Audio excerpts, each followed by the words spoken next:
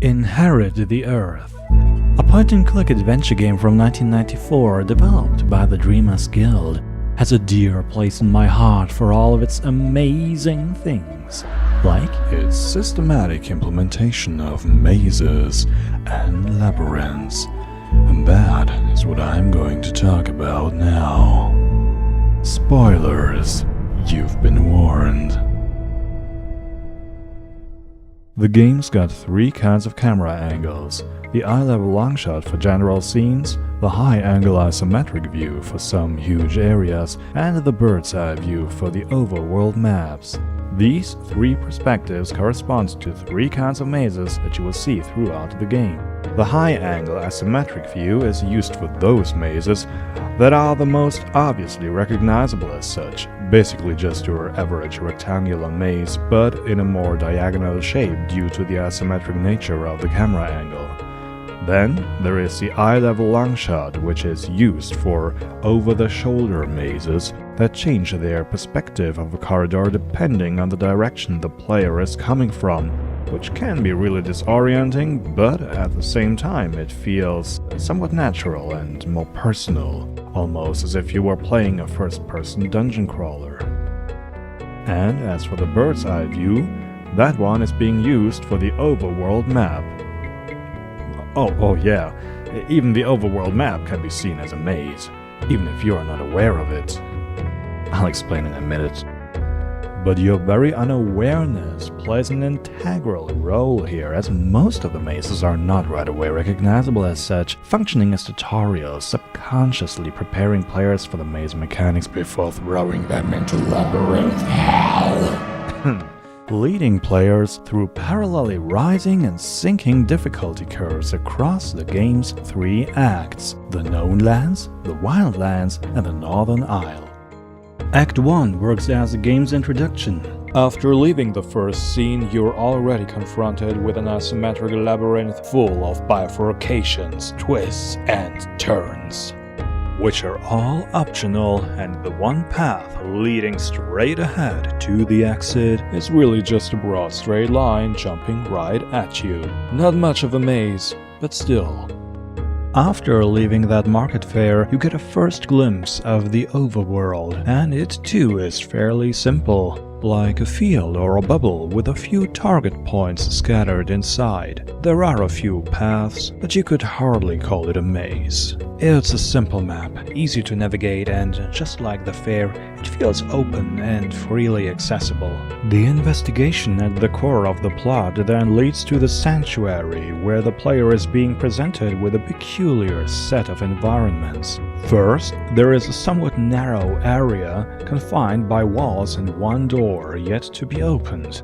Not a maze, but you immediately know that this place is narrow, that it confines and traps you. Quite the opposite to all the preceding areas. Then, after going through the door, you can see many tiny houses outlining clearly visible paths which are rich with twists and turns, but eventually lead you straight ahead. Once again, albeit more obscurely. There is but only one single bifurcation, so there is some maze-likeness, albeit simple and without any real dead ends. But even that one visible bifurcation is one of the right paths, as it will lead you to the third area of the sanctuary just a little while later, which is yet another confined area, but a very large and comparatively open one, not at all as narrow as the other two areas. However, it is rather obscure and subtle to even just find out what you're actually looking for in this place. And all the while you're likely led astray by elements far fancier than the puddle of mud you're supposed to find. Taking into account the many subtly disguised paths and outright corridors outlined by this area's assets, all the while offering you little to no actually visible paths on the ground, it has now effectively become a true maze, albeit still hardly recognizable as such, and quite orderly structured with repeating patterns. A very similar thing can be said about the Ferret's village. There are houses, but the spaces between them offer much more room, that is, room to get lost in. especially as the paths are not always clearly outlined, and the player first has to find out which of the many doors are of any relevance at all. Elements of the sanctuary's maze-likeness appear here too, though mixed together in a very different manner. By now, you may feel inclined to interrupt me and say that these aforementioned areas are no true mazes or labyrinths, maybe because they are not complex enough, or maybe there are not enough dead ends. But here's the thing, or rather 19 things, and they are all part of the semantic domain of cup. Yet, some of them are rather seen as cups, mugs, bowls, or vases by different people in different contexts. And one cannot really draw a generally accepted line concerning which vessel is or is not a cup. So, when I treat those areas that I have mentioned so far as mazes, keep in mind that I may indeed be stretching the semantic boundaries. But I am doing so in order to make a point. To go with the cup analogy, the game first lets you drink out of mugs before it hands you a vase or a carafe. Though, in a way, you've been drinking from a set of cups all along. They have only gotten more massive over time. Trust me, I'm a linguist. But fret not, dear viewer. After all these only mildly maze-like areas, we meet our first proper maze inside the Rat's Monastery. Just look at it. This simply is a maze, a labyrinth. I don't think I'll have to explain that. And yet, it's actually quite simple. But as long as you don't know where you've got to go, you will at first get lost, but soon learn the right path and possibly know it by heart. After going back and forth through the whole maze 3 or 4 times, which you have to. And yeah, that is not only time-consuming, but also a little annoying. Maybe not the best design choice, but on the other hand, the initially difficult maze becomes a piece of cake soon enough, which gives you, the player, a feeling of success, of getting better at the game. From here, you'll get sent to the Boar's Fortress, where you'll find a new maze mechanic, and you won't even know.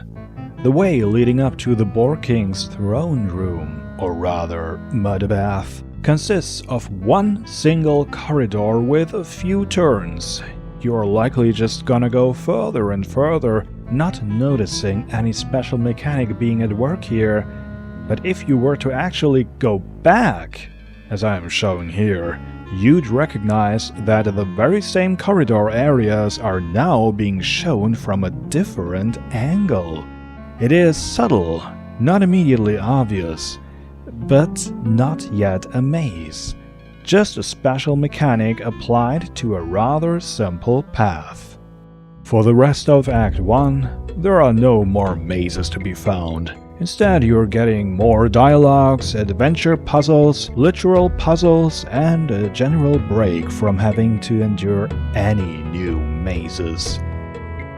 And with the first act's conclusion, the world map opens up and lets you go further into the northern wildlands. There is, however, one massive obstacle in your way, namely the Dog's Castle, where you soon find yourself imprisoned, and only the protagonist alone is able to escape through the most difficult isometric labyrinth so far. This second act begins with a literal torture of a maze. But it's fine, because of how slowly and smoothly you've been introduced to this game's mazes, and because it's been a while since you've been confronted with a new one. This one is difficult, challenging, but manageable. Even if a giant Komodo dragon monitors the maze and keeps throwing you off your path to randomly reset your position.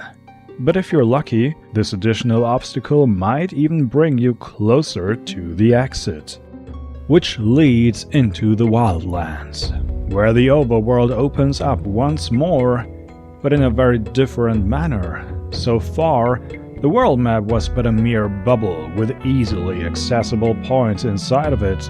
From now on, however, the overworld is more like a tree branching out into different directions, with the woods outlining twisted and similar-looking paths, with rivers either being your obstacles or your most obscure destination, and with one important character continuously spawning in seemingly random places, and you not knowing where to go.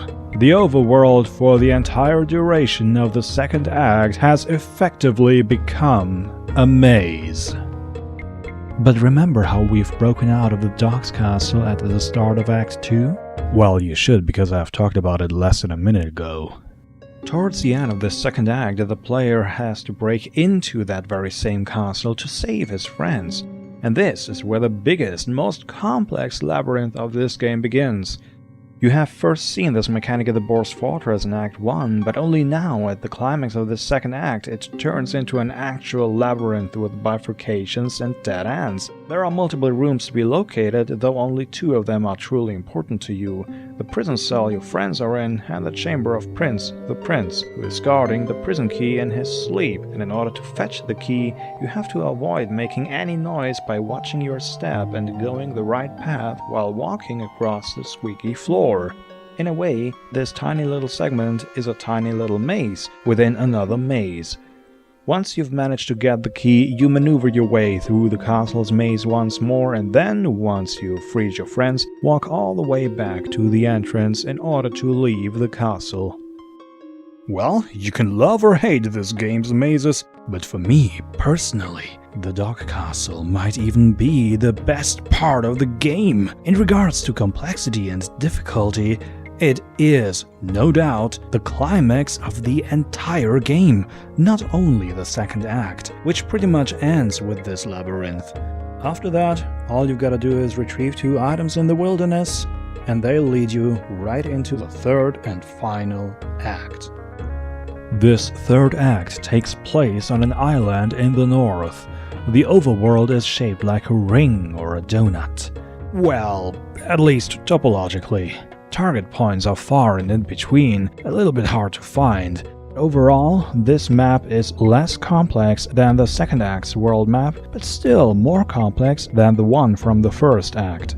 This map, too, has only one isometric area, and it's very comparable to the Ferret's Village in that it's not a set of narrow, twisted corridors, but a very huge and relatively open space, and you really just have to find the 3 doors you can open in order to find some items.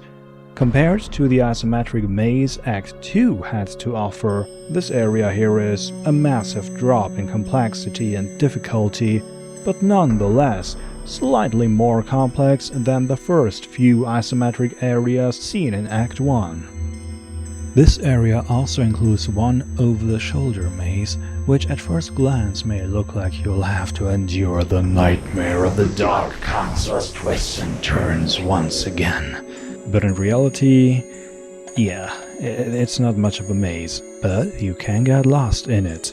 It's far less complex and far less difficult than anything you've seen in Act 2, but still more complex than how the mechanic was used in the first act. And at the end of this maze we find a triangle. Nothing sexy, just a weird triangle. And what are we gonna do with that? Well, earlier we've stalked up on a wolf girl, taking a shower, before breaking into her home. Man, are we the good guys here? And now we can use the aforementioned triangle to open a door there.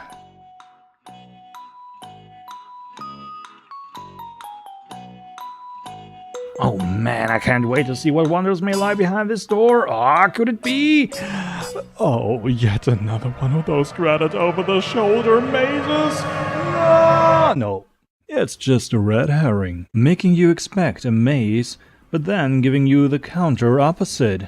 A linear string of rooms with not much to do, and the only bifurcation leads into an immediate dead end. So you cannot possibly get lost in this place.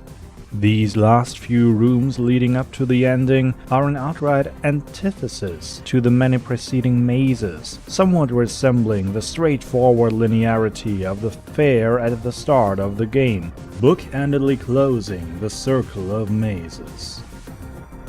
With all that in mind, a clear pattern emerges. For all three maze types, isometric, over-the-shoulder, and the overworld map, the difficulty curve starts out very low, slowly getting steeper, peaks in the second act, and then drops to medium in the third act, sinking back to zero as the finale approaches. But this difficulty curve is more than just that. It is part of a chiastic structure that applies to the gameplay on a meta level, because it speaks to the player's heart.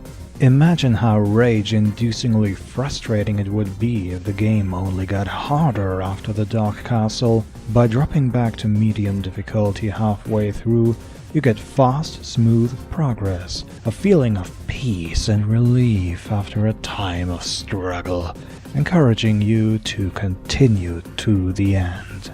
The player might not even notice the drop in difficulty, but might instead just feel like getting better at the game. By having such a positive effect on the player's motivation and his or her progress through the story, the rising and sinking difficulty curve turns into chiastic meta-narrative. As you're controlling the game, you might not even realize how the game is controlling you by steering your motivation, and that is good game design.